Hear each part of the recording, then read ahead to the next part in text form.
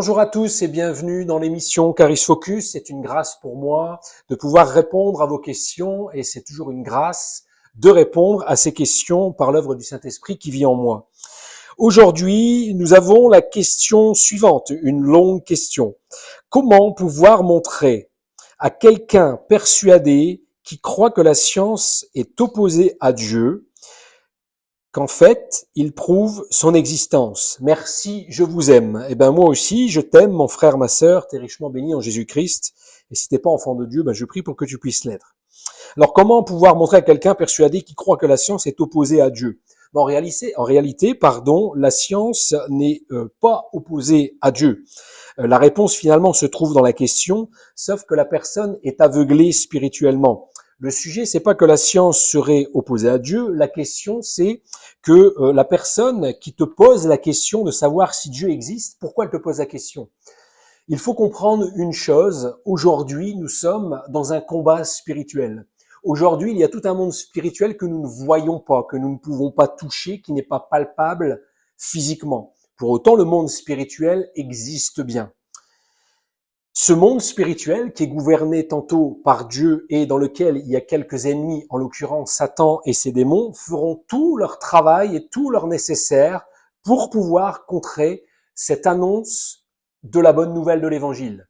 Et c'est la raison pour laquelle cette personne de qui tu parles, qui fait tout, qui met tout en œuvre pour prouver au travers de la science que Dieu n'existerait pas ou toutes ces choses-là. Le sujet, je pense qu'il n'est pas là. La question, c'est pourquoi cette personne ne comprendrait pas les choses? Pour la bonne et simple raison. La Bible nous dira que l'ennemi de ce monde, le prince de ce monde, a aveuglé et obscurci l'intelligence des gens de ce monde. En réalité, tu leur parles et c'est comme s'il y avait un filtre devant leurs yeux et devant leurs oreilles. Lorsque tu leur annonces la bonne nouvelle de l'Évangile, ils sont comme sourds et aveugles à cette bonne nouvelle. Alors, lorsque tu vas rentrer en contact avec cette personne, si c'est un proche, peu importe, si c'est une personne que tu vois rarement, je t'invite à prier avant d'aller la rencontrer. Et je t'invite à faire cette prière. Père, je prie au nom de Jésus que le voile de l'incrédulité soit ôté de ses yeux et ôté de ses oreilles, de façon à ce que ce filtre qui était là tombe de son visage, tombe de ses yeux, tombe de ses oreilles, et qu'en réalité, il n'y ait pas de frein, qu'il n'y ait pas de blocage et qu'il n'y ait strictement rien à ce que tu vas apporter à la bonne nouvelle de l'Évangile.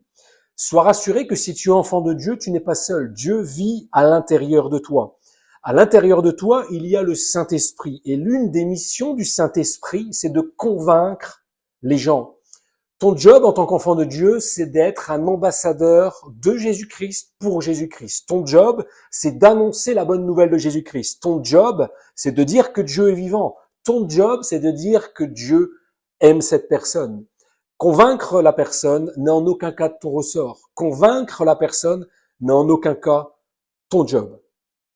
La Bible nous dira, Jésus nous dira dans Jean 16 et au verset 8, « Je vous l'enverrai, virgule, en parlant du Saint-Esprit qui œuvre à l'intérieur de nous.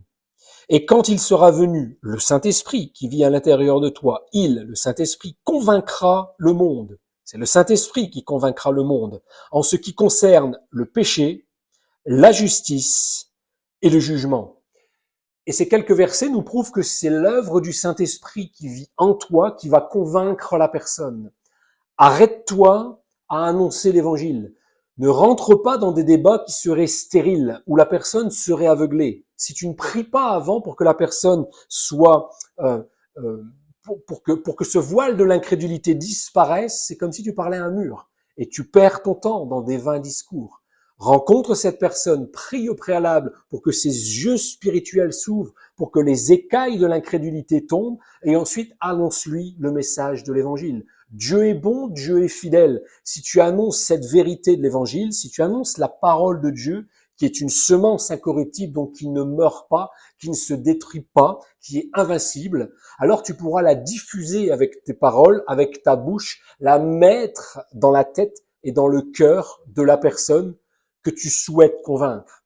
Et lorsque tu auras déposé cette semence de la vérité de l'Évangile, l'œuvre du Saint-Esprit interviendra et c'est lui, le Saint-Esprit, qui convaincra le monde en ce qui concerne le péché, de justice et de jugement. Alors j'espère que ces quelques mots t'auront fait plaisir, t'auront encouragé. Sache que tu es richement béni en Jésus-Christ et Jésus a tout accompli, donc tu es richement pourvu. Au revoir.